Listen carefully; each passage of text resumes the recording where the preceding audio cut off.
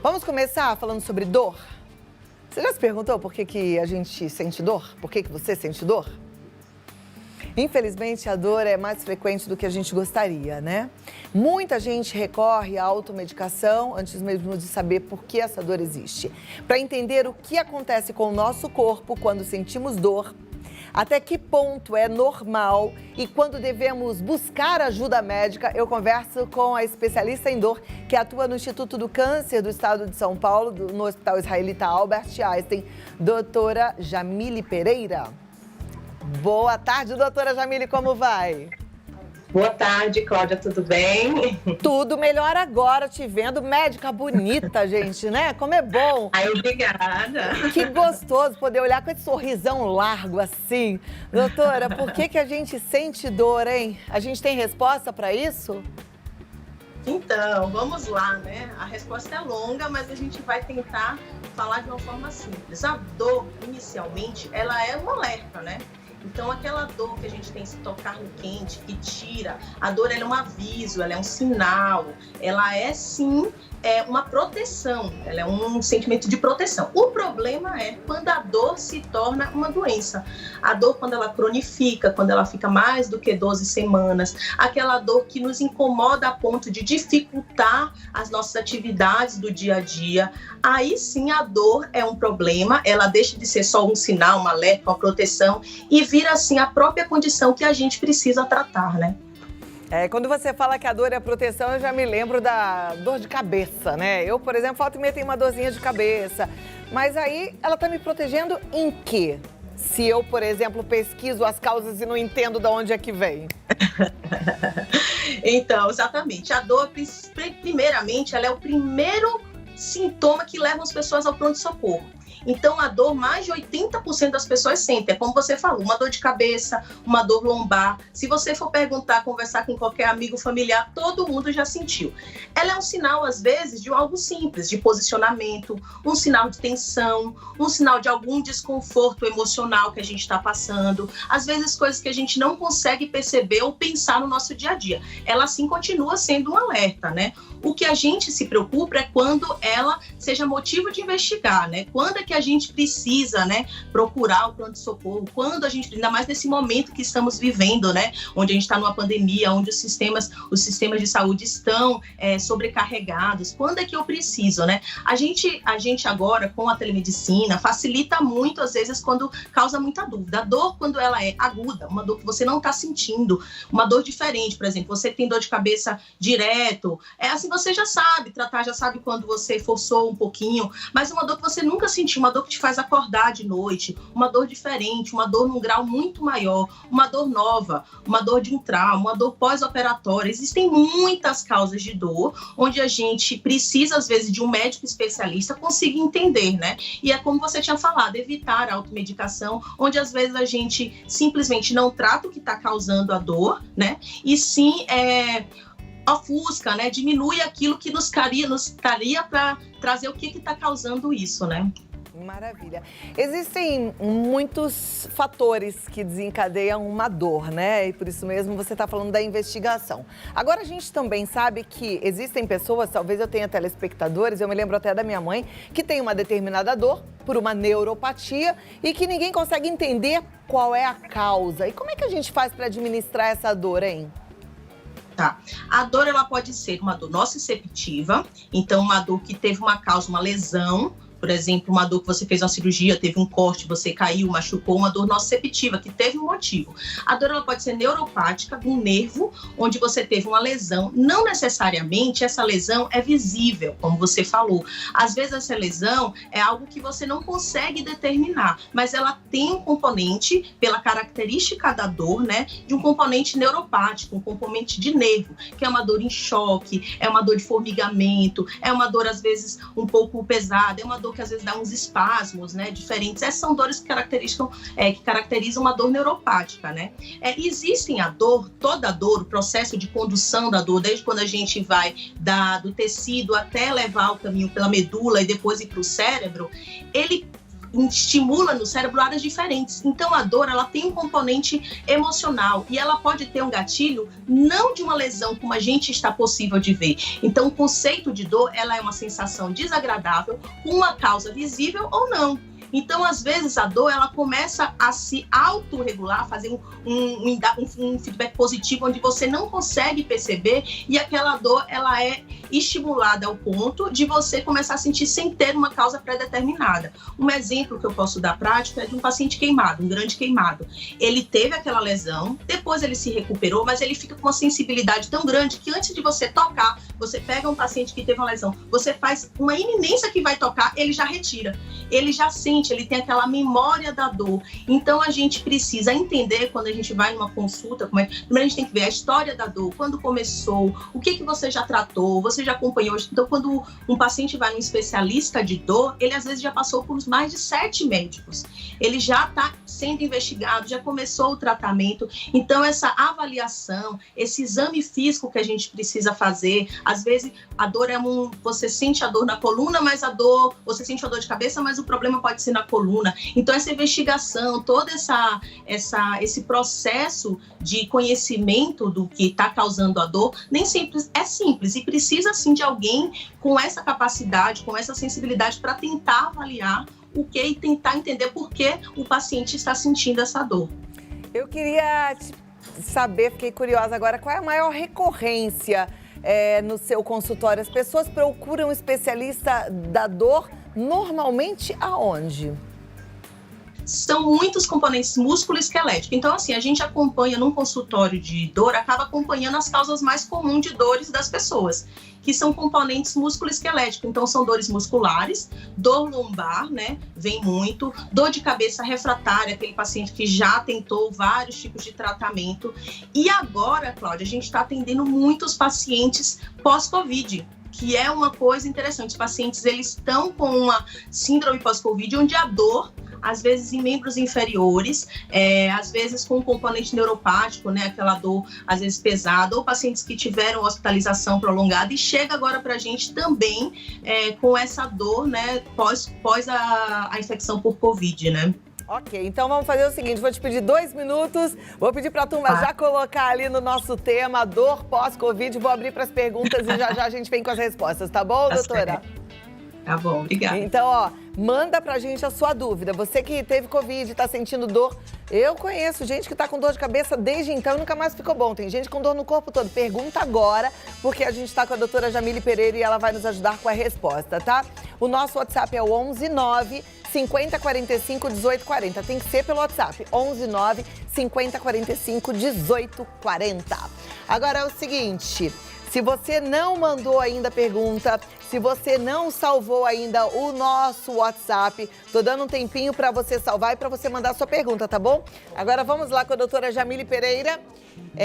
Agora é hora da gente entender essas dores pós-Covid. Hoje a gente também vai falar, doutora Jamile, sobre o déficit cognitivo pós-Covid. Eu até sou voluntária de um dos estudos lá do INCOR, no Hospital das Clínicas, tô fazendo parte desse processo, tentando me reabilitar, porque eu também tive uma perda cognitiva forte. Mas lá em casa, por exemplo, meu marido tem dores de cabeça desde então. A gente teve em março do ano passado, já vai completar 1 ano e a dor de cabeça é praticamente diária. Isso é comum? Isso você fala depois do Covid? Depois da Covid. Exatamente, é muito comum. A gente ainda está em processo de entender, a gente já tem alguns estudos muito grandes a ponto da gente perceber que, sabe, aqueles 10 milhões de pessoas que estão como recuperados ou curados, não é bem assim, né? Então, as pessoas, elas estão ficando com alguns sintomas persistentes, desde a perda do olfato, tosse crônica, cansaço crônico, dor de cabeça, que é muito característico, né? Que é uma lesão neurológica que o Covid causa, né? O Covid é uma doença sistêmica, então ela atinge várias partes do nosso corpo. Algumas neuropatias, que é o quê? Umas dores como se simula um pouco a neuropatia do diabético, que é uma dor em membro inferior, né? Em alguma localização. Tem pessoas que estão desenvolvendo dor no corpo todo, né? Então a gente está estudando e tentando entender, e ela é muito, muito mais frequente do que a gente imagina, né? Se você começar a conversar com pessoas que tiveram sintoma, né? Que não foram assintomáticos, E se você for ainda mais profundo em pessoas que ficaram hospitalizadas, a gente vai ficar horrorizado e a gente ainda vai ver muito lá na frente as consequências disso que a gente está vivendo, né? Como é uma doença nova, as descobertas são constantes, né? Eu imagino que seja a cada instante uma nova descoberta. Tem muitos estudos acontecendo no planeta todo, não é assim? Com certeza, com certeza. A gente tem que estar o tempo inteiro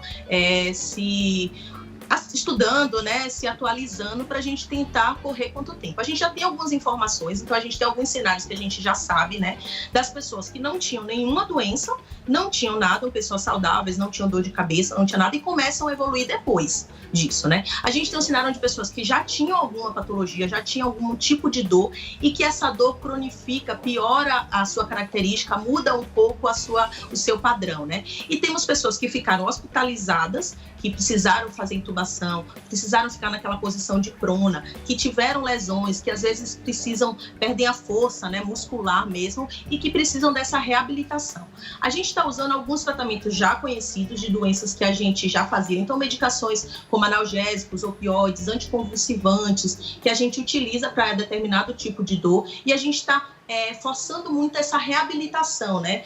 Tanto na parte fisioterapeuta, né, de fisioterapia mesmo, de treinamento muscular, né, como algumas reabilitações, por exemplo, na anosmia, a otorrino já tem alguns tipos de treinamentos onde você consegue melhorar tornar o olfato, né, como também a gente está usando muito a acupuntura também, né, como tratamento dessa dor que persiste e desses sintomas de fadiga, tosse, cansaço crônico, né, são alguns estudos muito grandes, com uma quantidade muito grande lá na China, que mostraram um resultado muito, muito interessante com o tratamento com a acupuntura também, né. Tá joia. Já tenho perguntas aqui do nosso telespectador, vou colocar na tela e aí eu quero ouvir a resposta junto com todos os outros. As perguntas são sempre muito parecidas porque somos parecidos, né? Primeira da Melissa Miranda. Obrigada, Melissa, um beijo para você. Boa tarde. Nós podemos condicionar o nosso cérebro a sentir dor, podendo tornar-se crônica? Não é bem um condicionamento que a gente faz, isso é inconsciente, aquela dor que as pessoas falam, a dor psicológica, isso não existe, não é bem um condicionamento e a culpa não é da pessoa. Mas sim, um componente, às vezes, não, como eu falei, uma lesão não tão característica, não tem uma lesão tecidual, e sim a gente cronifica essa dor. Existe no tratamento da dor crônica, existe um acompanhamento não só medicamentoso, não só com medicação, mas às vezes precisa sim de um acompanhamento psicológico, né? Onde a gente tenta sim entender um pouco mais profundo o que essa dor causou. Às vezes essa dor veio no momento da sua vida, às vezes essa dor causou consequências na sua vida. Todo mundo que sente dor, ela muda o humor. É muito comum a associação acho que a gente que sente dor ocasional, a gente sabe, a gente fica mais irritado, a gente não tem paciência, qualquer coisa que a pessoa fala, por quê? Porque você está sentindo dor e aquela outra pessoa que está convivendo, todas as pessoas que estão ao seu redor, não estão sentindo aquilo que você está sentindo.